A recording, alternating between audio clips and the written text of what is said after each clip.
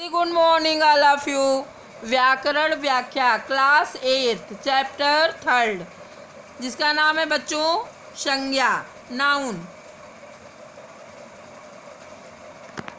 किसी व्यक्ति वस्तु स्थान या प्राणी के भाव गुण अवस्था आदि के नाम को संज्ञा कहते हैं। जैसे लड़का, मीरा, गांव, मेज, कुर्सी, पुस्तक आदि संज्ञा शब्द हैं।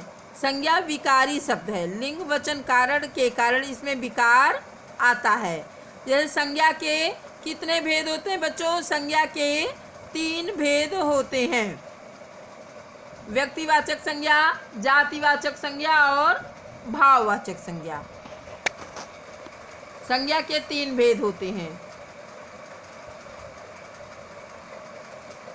व्यक्तिवाचक संज्ञा क्या है बच्चों? जिस संज्ञा शब्द से किसी एक व्यक्ति, स्थान या प्राणी के नाम का बोध हो उसे व्यक्तिवाचक संज्ञा कहते हैं। जैसे गांधी जी, रमा, नारायण, लखनऊ, आगरा आदि। विशेष इसका विशेषता क्या है? व्यक्तिवाचक संज्ञा के बहुवचन रूप नहीं बनते। जैसे बच्चों किसी के नाम को बहुवचन के रूप में हम नहीं बोल सकते हैं, वो बन ही नहीं सकते हैं। जैसे मीरा, मीराएं नहीं बनेंगी, है ना। यही इसकी विशेषता होती है। तभी आप ये जान जाओ कि ये व्यक्तिवाचक संज्ञा है। जातिवाचक संज्ञा क्या है? जिस संज्ञा शब्द से उस प्रकार के अनेक वस्तुओं, स्थानों या प्राणियों का बोध हो उसे जातिवाचक। जैसे गांव, शहर, लड़की। अब जैसे इसका हम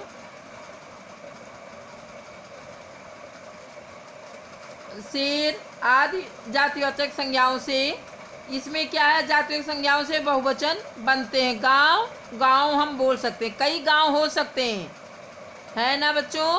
अब है भाववाचक संज्ञा।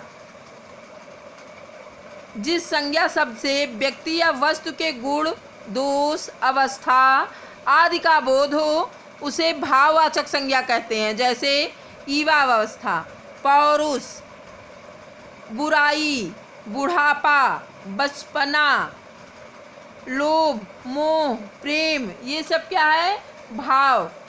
भाववाचक संज्ञा होते हैं। अधिकांश भाववाचक संज्ञाओं के बहुवचन नहीं बनते हैं।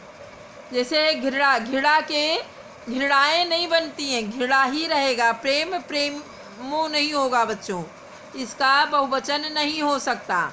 अधिक कभी कोई कोई बन जाता है, लेकिन जैसे बुढ़ापा है तो बूढ़ों हो जाएगा, लेकिन और का लोभो नहीं होगा।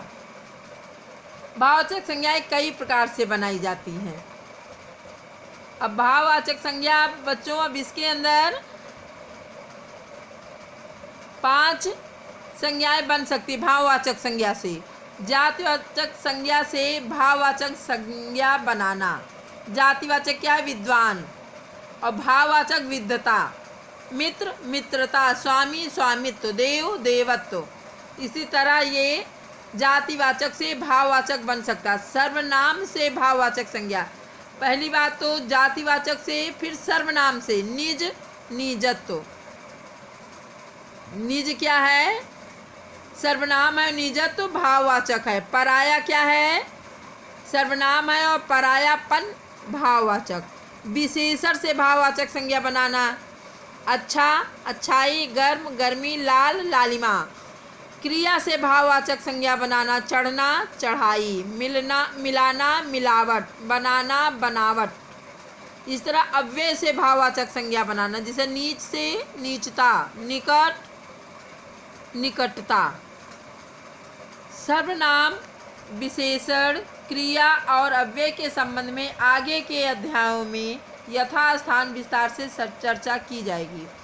कभी कभी प्रयोग के अनुसार जातिवाचक संज्ञा व्यक्तिवाचक संज्ञा बन जाती है। जैसे महात्मा जी का प्रवचन चल रहा है, जातिवाचक संज्ञा। महात्मा गांधी जी सत्य अहिंसा के पुजारी थे, व्यक्तिवाचक संज्ञा।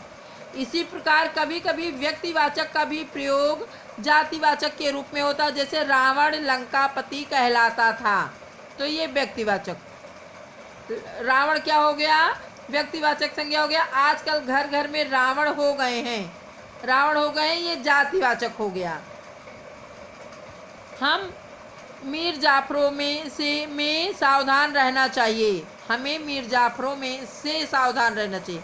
यहाँ मीर जाफर व्यक्तिवाचक संज्ञा ना होकर जातिवाचक संज्ञा बन गया है।